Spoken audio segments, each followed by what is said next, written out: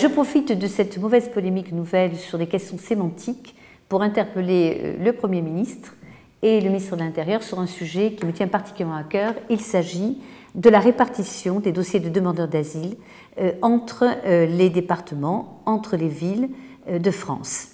Voilà plusieurs années que je m'interroge sur la répartition en Midi-Pyrénées. Vous savez que ce sont les préfets de région qui font cette répartition entre les départements. En l'occurrence, nous en avons 8 en Midi-Pyrénées. Et que je constate que Montauban est la ville qui reçoit le plus de dossiers par rapport aux autres départements.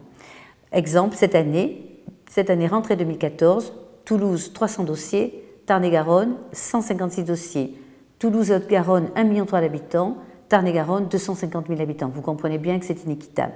Donc c'est un sujet préoccupant, c'est un sujet dont d'ailleurs le Premier ministre, qui était autrefois ministre de l'Intérieur, Manuel Valls, s'était posé des questions. Il avait demandé un rapport qui lui a été déposé donc en décembre 2013 et qui préconise justement la mise en place d'un schéma de répartition territoriale par l'État et surtout une concertation avec les intervenants locaux que nous sommes, notamment nous les élus locaux. Nous avons besoin d'être associés à cette répartition territoriale. C'est tout ce que je demande, simplement de l'équité. De l'équité, et je constate qu'à Montauban, pourquoi à Montauban? Eh bien, nous avons plus de dossiers qu'ailleurs. J'ai découvert que c'était grâce ou à cause d'une association particulièrement militante qui s'appelle l'association AMAR. Au préalable, il faut que je vous explique que l'État, depuis très longtemps, s'est déchargé de l'accueil des demandeurs d'asile sur les associations et verse à ce titre 4 000 €, je crois, par demandeur d'asile à l'association qui l'accueille.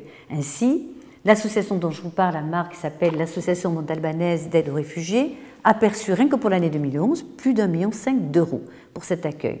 Bien, moi, je préconise que ces associations, quand elles sont comme celle-là, parfaitement structurées et apparemment très performantes, eh bien qu'on leur donne une vocation régionale.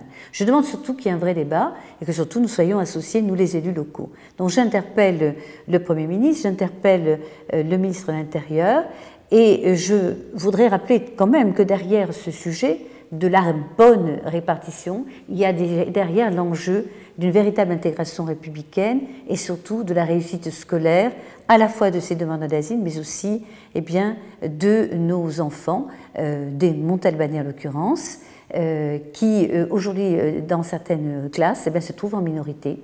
Et c'est une des raisons pour lesquelles j'ai été interpellée en tant que mère par plusieurs parents d'élèves qui préfèrent sortir leurs enfants de ces écoles pour les mettre éventuellement dans le privé. Je suis convaincue, quant à moi, que face à cette explosion de l'immigration, plus 73% en 5 ans, plus que jamais, chacun doit prendre sa part. Montauban a pris sa part et décide de prendre sa part dans l'avenir, il n'y a pas de problème, parce qu'il s'agit pour nous de l'intérêt général bien compris, l'intérêt des enfants d'abord, l'intérêt de l'école, de ses enseignants, des parents d'élèves, mais aussi l'intérêt, surtout, de notre nation et de la réussite, non seulement scolaire, mais d'une véritable intégration républicaine.